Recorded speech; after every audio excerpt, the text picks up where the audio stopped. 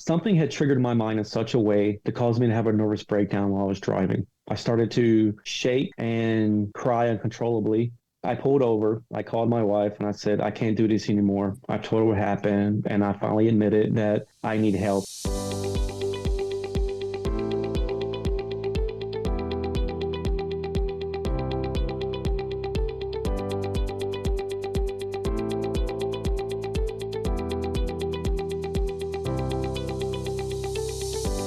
Welcome, and thank you for joining me for another episode of Sexual Assault Survivor Stories, the SAS podcast, coming to you from the Podvlog studio in St. George, Utah, and produced by Markel Consulting, LLC. I'm your host, Dave Markel.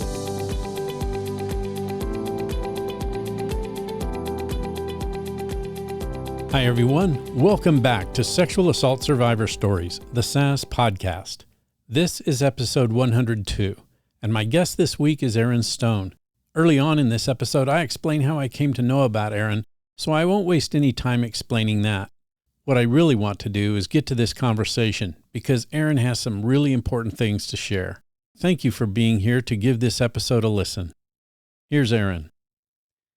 Aaron Stone, welcome to Sexual Assault Survivor Stories, the SAS podcast. I am so honored that you're here. I found you on the internet and just had to reach out because of not only the connection we have with the Army, but because you do have a story that fits right in with the purpose and goals of this show. So welcome. Thank you for being here. Thank you for having me, and thank you for reaching out. It's been a pleasure learning about you and reading about you. I encourage my listeners to go to 18winters.com, the website that Aaron has, and learn more about him. Aaron, if I could ask you to tell us about yourself, give us some history before we get into the sexual assault aspect of why you're here and what you're doing now. If you could just give us some background. Yes, as you said, my name is Aaron Stone. I just retired from the Army. You mentioned the military a couple years ago after 27 years. I meant to only join for 4, and next thing you know, it's been almost 3 decades later. Time does that to you. Yeah. And I started telling my story of sexual assault because, as you know, the military is majority male. But anytime I saw a survivor speak or literature passed out, and of course, our societal biases and fallacies, we think of male and female, and never male on male, which was happened to me when I was a teenager.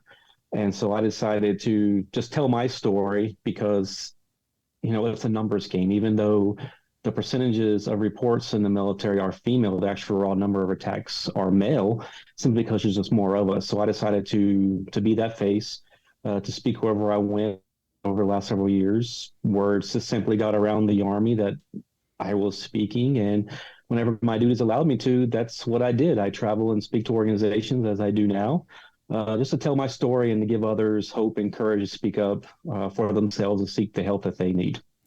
Yeah, that's amazing. I'm so glad that you do that, but let's back up a little. Where did you get that internal courage? How did you come to the point where you said, I need to talk about this to the masses? Well, I'm going to take you back to the beginning then. So back to the 80s, as you will remember. Okay. Like, majority of couples in the 80s, my parents divorced when I was 5 years old. And I haven't seen my father since. But I always call him one of my greatest teachers because he taught me what not to do as a human being and definitely what not to do as a father. I only have one daughter now, but I do everything I can to be with her. And my mother, being single at the time, she did all she could for the 3 of us. I had a younger brother and younger sister. But thankfully, just down the road, my maternal grandparents, her parents, lived there. So they took me in to kind of alleviate some of the burden off of her. So my grandfather became basically my father. He became my mentor, and he became my father figure. We did everything together. I don't know if you've heard of Krispy Kreme, the old donut shop. Oh, yeah. A staple of the South. He would go to Krispy Kreme every single night, and I go with him. He gets 35-cent cup of coffee with free refills and smoke and joke with his friends. And I get my chocolate cream-filled donut and a chocolate milk. And how I didn't become morbidly obese or develop type 2 diabetes, I don't know. But of course, back in the 80s, especially in the summer, our parents kicked us out and said, don't come home till the street lights come home. And they had no idea where we were. I Yeah. remember there were even commercials at the time, playing like what 10 at night, saying, Yep. actually literally reminding parents, do you know where your children are? Yeah. There Yep. was no way to track us like we can now. He was a product of the Depression. So he finished high school, but he was always working. He worked on a farm, he picked tobacco, and he smoked his whole life. And sadly, like many of his generation, succumbed to lung cancer in 1990. And of course, this left a hole in my heart. I mean, my mother and my grandmother were doing an excellent job of raising us, but I was still looking for that mentor, that father figure to look up to. And in 1991, I was 14 years old. Right before I started high school, I got a job at a restaurant called the Chinese Inn. It was a Chinese restaurant.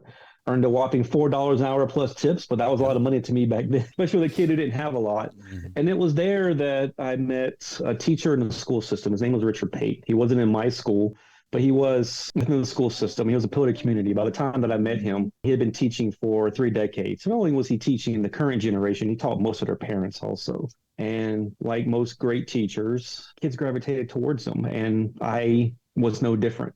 When he would show up at the restaurant, I would sit and talk with him during breaks or when I had time, and he showed a genuine interest in me. And we talked about everything from music to movies to books to the meaning of life. And this man became my mentor, became my father figure at the time.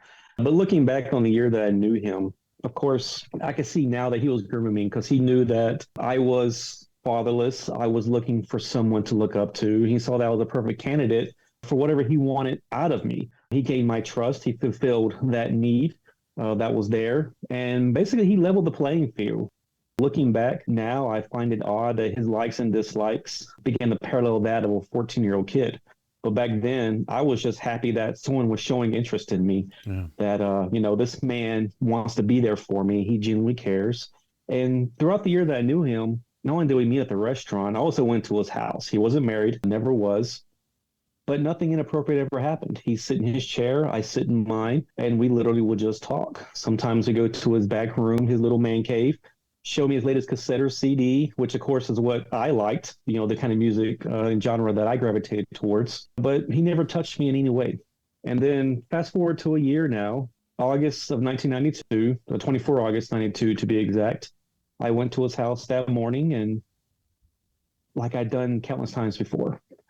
He was sitting in his chair. I was sitting in mine. We were talking for a bit, and he told me, I have a new CD in the back to show you. I said, okay. I went back there, as I've done countless times before. And in that morning, I don't know if it was something that he planned or something that was spur of the moment, but he raped me. And I know we like to use, especially in the military, and I know throughout society, we like to use the word sexual assault because it covers a plethora of meanings from Yeah. one end of the spectrum to the other. Yeah. But I'd use the word rape because rape is a dirty, filthy, disgusting 4-letter word Yeah. and leaves nothing ambiguous. You know what happened. Yep. And that's what happened that day. It was just rape. And I've heard countless survivor stories throughout my life. And one common factor that I've learned is that many survivors do not remember the details of their attack. Their mind basically shuts down. It goes in survival mode. Absolutely. We've all heard of fight or flight. And of course, we have that little known third F, which is freeze. Think of it as deer in the headlights. The body realizes that it's not going to survive the situation or it can't fight back. And that's what happened to me that day. I froze. And I bring that up because I remember every detail of that attack, every painful thrust, every groan, every grab. And after it was done, walking out on his porch, obviously in shock at what just happened, what I don't remember is how I got home afterwards. I got on my bicycle. I was only 15 at the time, so I rode my bike everywhere. And next thing I know, I'm on my own front porch. How I didn't hit a tree or get hit by a car, I don't know, but thankfully I did make it home safe. Obviously, I wanted nothing to do with the man anymore, and so this put me to my shell even more. A couple of days later, I received an apology letter, and it was back in the 90s, so actually we put pen to paper, put a stamp on the envelope. And even though it didn't state anything specific about the attack, you could tell something inappropriate had happened between an adult and a minor.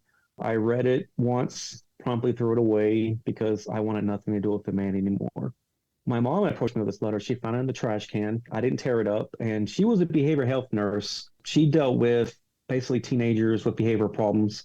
So it's pretty common for her to come home with bike scratches and bruises at night. So she knew something was going on.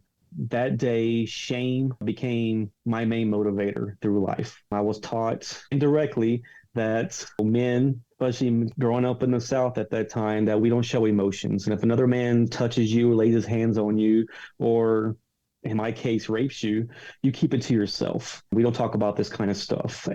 I told my first lie that day, and I told her that no, he didn't touch me inappropriately at all. We simply got into an argument, and she never brought that up again. And I thought that was that.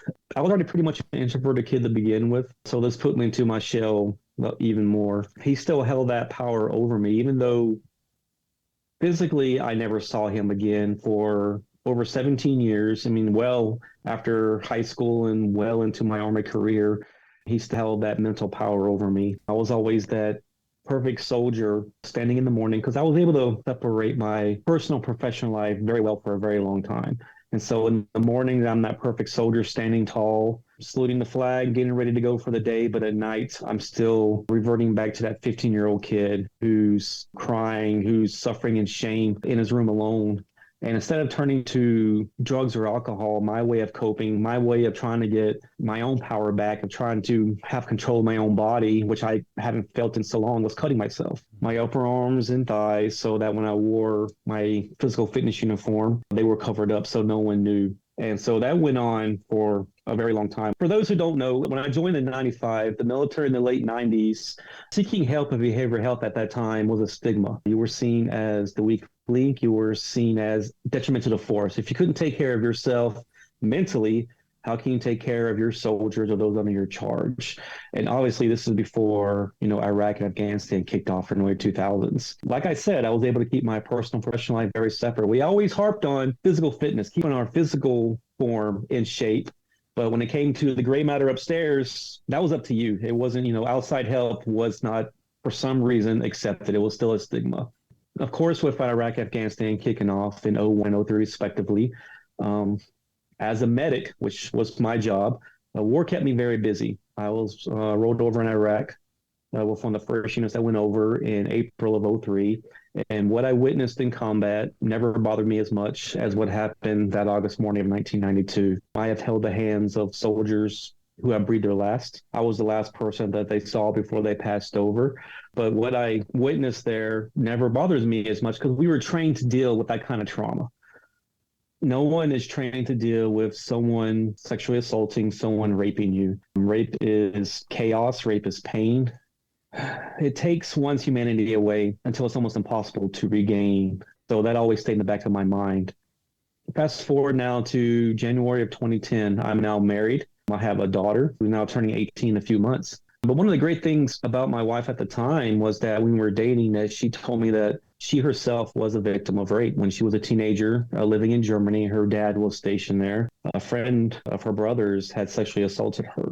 And she told me, like on our second or third date, and yet I was still the coward who kept this shame to myself. I couldn't even tell this woman what had happened to me. That shame, as I said, it's a horrible motivator, but it's a motivator nonetheless. It continued to guide my life.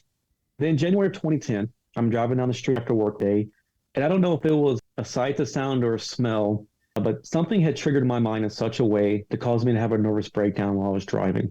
I started to shake and cry uncontrollably. I pulled over. I called my wife and I said, I can't do this anymore. I told her what happened, and I finally admitted that I need help. And this is over 17 years after the fact. Basically 18 winters, which is what the name of my site came from, because 18 hard winters had passed before I finally sought the help that I needed. And the next day, I'm enrolled in an inpatient behavioral health facility.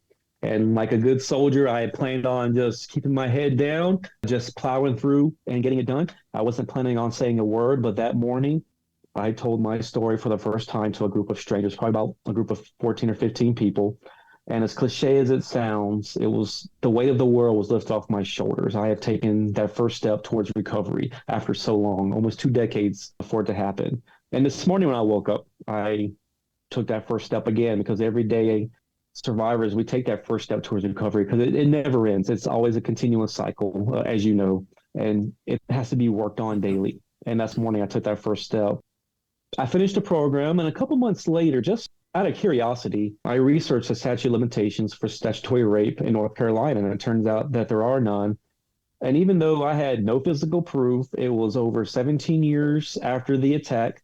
It was my word against his. I called the local police and told them what happened. They asked me to come up to North Carolina. I'm stationed in Alabama at the time. Give them a statement, and they told me they'll go from there. So that's what I did. They thanked me for my statement. He shook hands and they said, if something comes up, we'll let you know. But like I said, I wasn't expecting a thing. It was literally my word against his. And about 5 days later, I received a phone call, and he was sitting in the local county jail under $500,000 secured bond for statutory sex with a minor and taking disabilities with a minor. During the course of their investigation, they talked to the former school superintendent, his former boss, and they had access to his teaching file. And inside the file was that letter that he wrote me.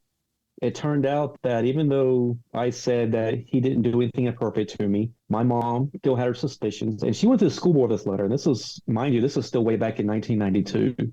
Wow. And even though nothing inappropriate or nothing about the attack was mentioned, you could tell something inappropriate was going on between not only a minor and an adult, but a teacher and a student within the school system. And so they had called him to the carpet, per se, and gave him the options to retire quietly or be fired publicly. And of course, he took the former. So the dates on this letter corroborated with the dates that I gave the police. And this was enough evidence to have him arrested. And he initially pled not guilty. And so we're preparing for trial. And so I'm preparing to give my statement and give my story to the public for the first time. And there were news articles out there in the papers and, on the news stations. And they all said former student. They never said male or female. And so I can probably guess at that time that most people thought it was probably a female, because that's what we think of when we think of rape and sexual assault. Sure. And of course, I committed the cardinal sin of the internet, even then, was to read the comments. And you see things like, well, why did this person wait over 17 years to say something? If it was me, I would have fought back. I would have done something about it. And the thing is, you don't know what you're going to do until you're in that person's shoes, until you've walked a mile, until you've experienced their situation. I mean, I probably would have said the same thing if I hadn't had this traumatic, transformative life event happen to me.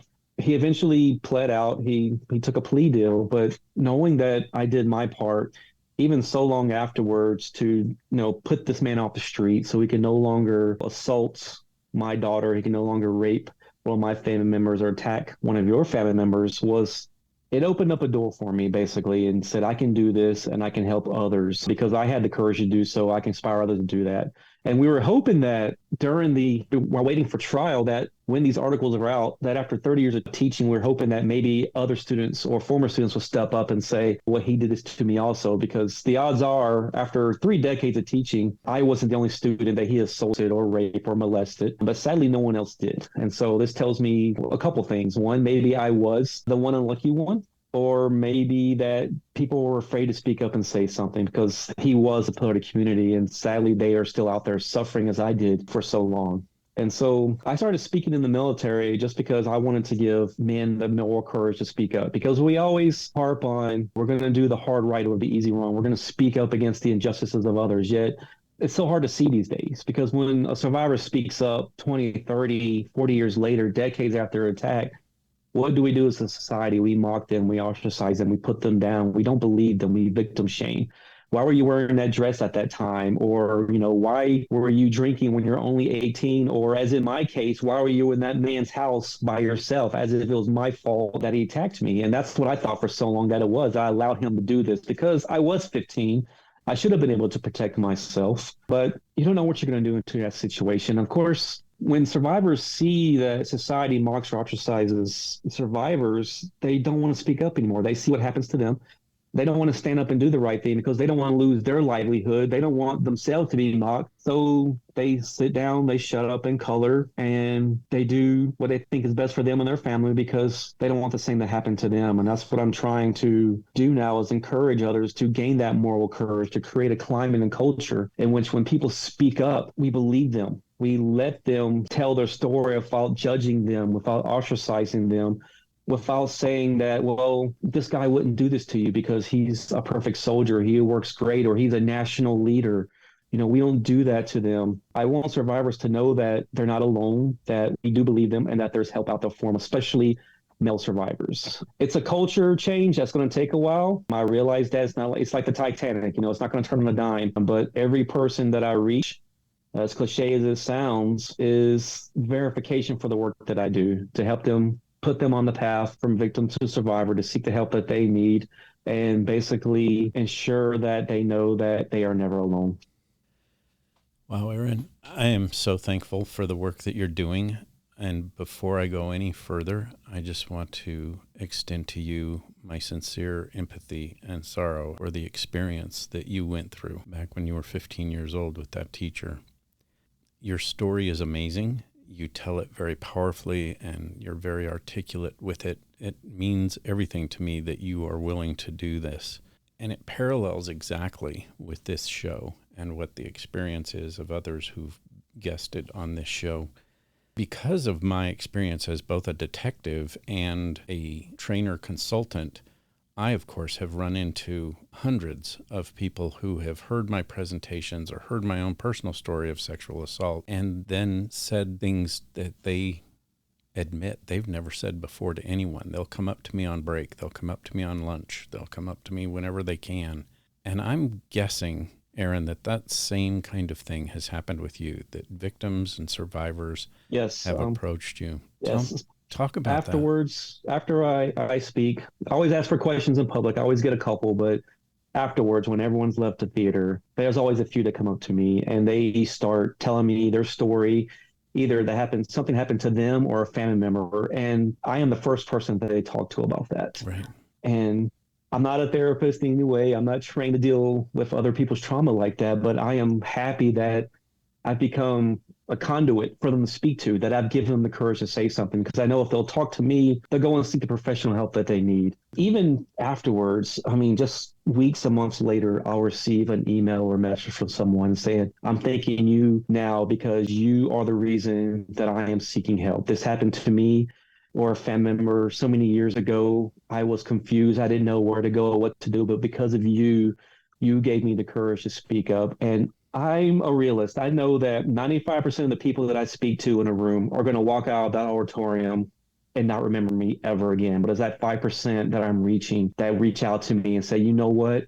You are the reason that I'm seeking help. You are the reason I'm finally doing the right thing and speaking up for myself, because that's what we need. We only get one life on this big floating rock. We're all here together. And it took me a long time to realize this, but no one should live in pain. No one should live in shame for what someone else did to them. That's what it's all about for me, is giving that person hope and giving them a voice to speak up and say, you know what? If you can do this, if you can stand in front of this audience and tell the most personal, demeaning, and painful story that ever happened to you, then I can do the same for myself and seek the help that I need. And that's what it's about.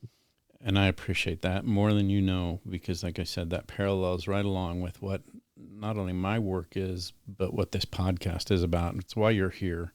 Thank you for all that you have done and continue to do. I want to go back, if I could, to that rape experience. And I'm so grateful also that you're strong enough and willing to use the word rape where rape is appropriate. Something I say all the time on this show is that we all know someone who's been raped or sexually assaulted. And I think it's as equally important in my work and in my goals to say that too. I think rape is the word that needs to be used where it's appropriate. So thanks for that. We always talk about finding our calling in life and what we want to do. And even though the situation that happened was very traumatic, very bad, very evil, I'm happy that I'm able to speak about it now to help others, because sadly, there are those that want to see the world burn, but there's also going to be those that stand up against them and say, you know what, this isn't right. I'm going to stand my ground and help those who simply cannot help themselves. And then, Aaron, you held on to the belief system, those ideas and thoughts that set in the minutes and hours after that rape. You have said and named your website after it. It lasted for 18 winters, and you called them 18 hard winters. Yes. We always think of, winters being hard and cold and harsh, and that's what it was. It was just mentally, it was harsh. Yeah. And my body had told me it's time to seek help. And sadly, so many others, including soldiers that were under my charge, felt that the only way out of this shame was to take their own lives. Yeah. my story, thankfully, is an anomaly in that I didn't. And that's also what I want to do, is to help prevent that, to stop them from becoming yet another statistic and taking their Absolutely. own lives, and realizing that life is worth living. You can get help and you can get through this. So important. I'm so grateful that you are out there doing what you're doing. Aaron, I'm going to read something right from your website and ask for you to comment on it if I could, because this is really strong stuff and I appreciate it. You said, "When I am speaking, I help rape survivors overcome their hidden shame, and organizations develop a culture of moral courage so victims can rise above society's toxic biases and mental models." Wow, such a strong statement. Can you talk about that goal for us as we kind of wrap this up? I just want to put such a positive exclamation point on what it is that you're doing. And that's the thing, and I tell this to the audience also. I'm not only speaking to survivors, I'm also speaking to possible perpetrators and also leadership who may realize that, you know what, maybe I'm not doing the things that I should be at this time. Maybe I said something inappropriate, or maybe someone came to me and I simply brushed them off. To make them think, to look in that mirror and say, you know what, I need to make a change also. Because we as adults, we all know we need to make changes in our life, whether it's, work out more, read, go to school, or whatever. But that hard step is taking that first step towards change, because we as adults, we're stubborn in our ways. We are set. I want leaders to recognize that, you know what, we're not perfect. You may not always say the right thing. You may not always have, the right policies in place, but to take a look at what you're doing, to take a look in that mirror and say, you know what, maybe I can make a change, not only to better myself, but to better my organization, and to ensure that this culture and climate is for the betterment of everyone in this organization, and to give them the courage to speak up without being ostracized, without saying, you know what, I don't believe you, because why'd you find yourself in this situation? Say, you know what, I believe you. I want to help you. Help is out there. And I want to do everything in my power to ensure that you get the healing that you need. Wow. Really, really great stuff. Aaron, I do this with every guest that has an experience of being raped or sexually assaulted, and they've told about that on this show. So I want to do the same with you, and that is to ask you the question about your own healing. You mentioned earlier that every morning when you wake up, you are taking the steps necessary to be able to tell this story, to fight that inner feeling of shame and guilt and victimization. You're a survivor. You're an example, and you're a warrior against rape and sexual assault and the impacts that that has. But what are you able to tell us about what you do personally when these horrific memories, which are so intrusive and part of the trauma experience, you can't ever wipe those memories totally away? There are times, like you said, even driving down the road, that made you realize I need to do something about this, whether it was a smell, a sound, a taste, some type of implicit memory that all of a sudden became explicit, and all of a sudden you realized. What do you do with those memories, and what do you do to help yourself heal every day, especially after an interview like this where we talk about it and it comes to the forefront of your brain and your mind and your thought processes, and that will be there every time you tell your story, and you do it regularly. So if you could help our audience know what it is that you personally do to help yourself survive each day through these traumas. And you're right in that, even right now, just telling this, I am drained, as I'm Yeah. sure you've seen Mhm. survivors are to do this, and this happens every single time I tell my story. But telling my story to me is still a form of therapy to get it out there. To say that this man doesn't hold power over me. I even during my presentation, I show his mugshot. His face. It's like, this is the man that did this to me. I am not ashamed to show him, because he no longer holds that power over me. But what I personally do afterwards is just listen to other people. To me, just giving someone an ear to be that sounding board, helps bring me to a good spot, helps kind of brings me down, puts my emotions back in check again. Because sometimes when people come up to me afterwards and talk, they don't need advice. They don't need to be told what to do, where to go. They simply need someone to just listen, because no one has done that their whole life. Especially as a leader, we always want to help someone. As soon as someone comes to us with a problem or an issue, we're automatically thinking of a solution, of a way to help this person. And sometimes we just need to shut our own brains down, just listen to this person and just let them get it out. And that's what it's all about to me, is just, if you need to trauma dump on me for 30, 40 minutes, for an hour, that I am here for you, because this helps bring me to my Zen spot, because I know you are talking simply because I got up in front of you for a few minutes and told my story. And that's what brings me to my center. It's just listening to other people speak. And that's what it's all about, is just having them talk about their own trauma, talk about their own sexual assault, their own rape, just to get it out there. Because if they can tell me something for the first time, then they've taken that first step towards recovery. And hopefully that same day or tomorrow or the next week, they take that next step and seeking someone who can actually help them, which I did, which I still do. I still see a therapist all the time now. In fact, I have an appointment tomorrow because I realize that I still go to the gym every day, and I still need to take care of myself mentally also. It's taking care of the body and mind to ensure that I can live a long, healthy life so that I can continue to help people. Aaron, I couldn't have said it any better. It's the message I put out there and have been putting out there since this podcast started, and you've just put a huge exclamation point on it and put another personal story on top of all the other guests who've been on this show and articulated that same message. I think it is so powerful. And I tell people all the time, telling your personal rape or sexual assault story is one of the first steps to healing and recovery. And you just said that. So appreciated. Is there anything you want to leave us with?